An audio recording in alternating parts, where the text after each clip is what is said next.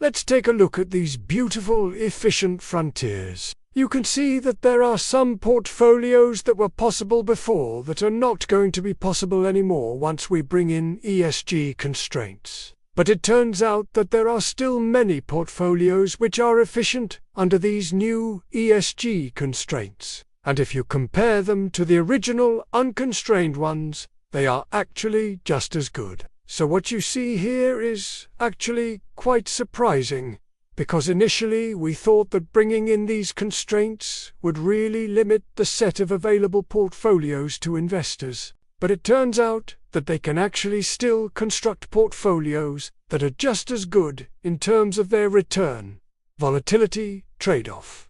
Hello everyone. Today we are going to discuss how machine learning and other techniques from data science and quantum science can help us understand the future of ESG investing. We will go through a series of videos that take you from the very basics to the very advanced concepts. So make sure to watch until the end. We are now in the second part of our mini course, where we delve into the details of how to build a low-carbon and sustainable portfolio using modern techniques from optimization, starting from basic optimization to advanced machine learning.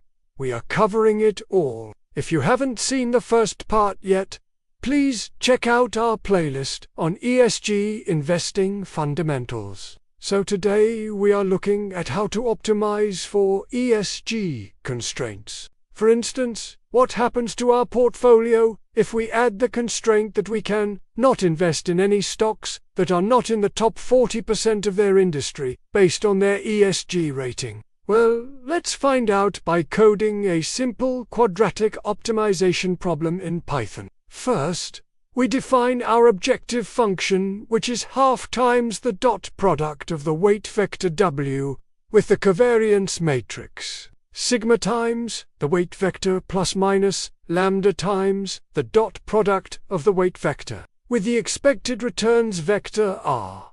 The idea here is that we want to minimize the variance of our portfolio. That's why we have sigma times W, but we also want to maximize the expected returns. That's why we have R.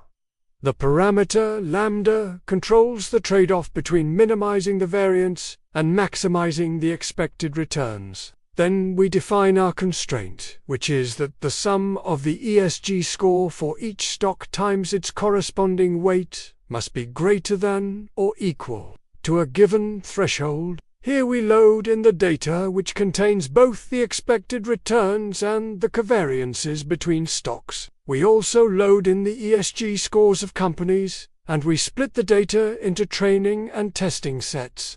Since we are creating a new dataset, the train-test split doesn't depend on the usual splitting for CrossFit. Next, we form the quadratic optimization problem and solve for the optimal weights. After we solve the optimization problem, we can plot the efficient frontier of the optimized portfolios. The blue line represents the efficient frontier of the original unconstrained portfolios. The red line represents the efficient frontier of the ESG screened portfolios. As you can see, the ESG screen does not affect the shape of the efficient frontier, but it does shift it upward, indicating that the ESG screened portfolios are just as good as the unconstrained ones. In terms of their return volatility trade-off, we can also see that the ESG screen reduces the variance of the portfolios, but it does not affect the expected returns. As you might have noticed, we did not use any machine learning or AI techniques in this example. However, machine learning can play a major role in ESG investing in other ways. For instance, we could use machine learning to extract real-time ESG signals from news articles, social media posts, and earnings call transcripts. These signals can then be used to build an ESG trading strategy. So what if we try to detect controversies related to a company from its news articles? How could we quantify the controversy level of a piece of news? And how do we combine multiple pieces of news together to get an overall ESG score? To answer this question, we need to use natural language processing, or NLP, which is a subfield of machine learning that deals with understanding and generating human language. One way to detect controversies using NLP is to use a recurrent neural network, which is a type of neural network that processes sequential data such as text. A popular type of recurrent neural network is the long short-term memory network, or LSTM for short. LSTMs are well suited for this task, because they can capture the time-dependent nature of ESG sentiment shifts from news. They can also handle long sequences of data, which is important because news articles can be long and contain a lot of information. In addition, LSTMs are also capable of handling missing data, which is common in ESG data. However, another way to detect controversies NLP is to use a transformer-based model such as BERT or GPT. These models are pre-trained on large amounts of textual data and are capable of understanding the context of words and sentences. By using these models, we can easily detect ESG controversies from larger-scale textual data, such as social media posts and earnings call transcripts. And once we have the controversy scores for each piece of news, we can aggregate them to get an overall ESG score for a company. This score can then be used to build an ESG trading strategy. For instance, we could buy stocks with high ESG scores and sell stocks with low ESG scores, or we could simply hold a portfolio of stocks with high ESG scores. By following this process, we can build a real-time ESG signal scoring system from news articles and social media posts. In this example, we use an LSTM model to extract the ESG score from news articles. Then we combine the ESG score with other fundamental and alternative data to identify ESG momentum trades. In particular, we look for stocks with high ESG scores that have experienced a recent increase in buy-side news sentiment and have low short interest. We find that these momentum trades generate high returns and low risk. But what about when we incorporate ESG into fixed income and credit models? So what if we want to predict the credit risk of a company or a sovereign using ESG factors? We know that ESG factors can affect the credit risk of a company, which in turn affects the spread of its bonds. A credit spread is the extra yield an investor demands for holding a bond issued by a risky buyer. Therefore, we can build a predictive model for the ESG-adjusted credit spread of a company or a sovereign. In this example, we use a regression algorithm to predict the credit spread of a company.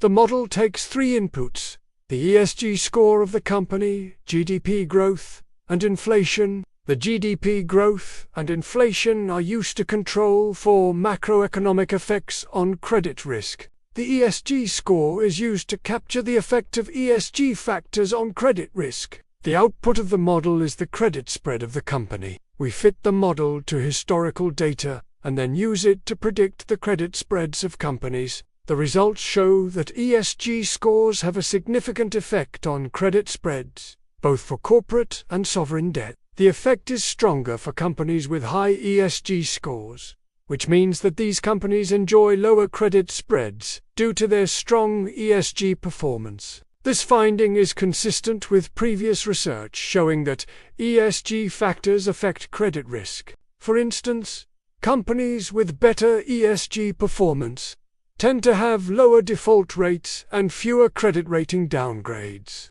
Additionally, our model also controls for macroeconomic effects on credit risk. For instance, GDP growth has a negative effect on credit spreads, which means that companies in growing economies face lower credit risk. Inflation also has a negative effect on credit spreads, which means that higher inflation rates reduce credit risk. Now that we know how to incorporate ESG factors into credit risk models, we can apply them to a variety of fixed income investments, including corporate bonds, sovereign bonds, and green bonds. The case of green bonds is particularly interesting because these are bonds that are specifically issued to finance environmental projects. By using our model, we can compare the credit risk of green bonds to that of conventional bonds and see whether green bonds offer a true risk premium.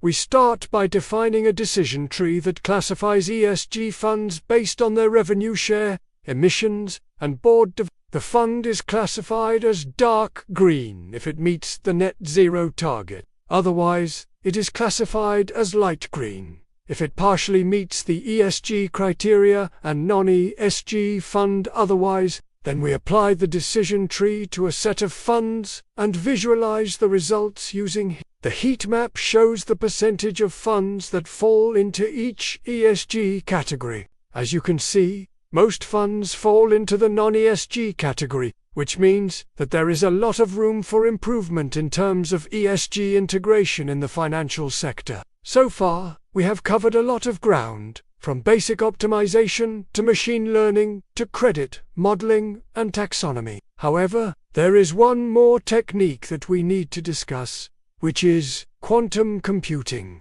Quantum computing is a new technology that harnesses the properties of quantum mechanics to perform calculations. These calculations can be used to solve problems that are difficult or impossible to solve using classical computers. One of the potential applications of quantum computing is in the field of finance, where it can be used for tasks such as portfolio optimization, risk management, and fraud detection. Quantum computing can provide several advantages in the context of finance. Firstly, quantum algorithms such as the Quantum Approximate Optimization Algorithm, QAOA, can potentially find optimal or near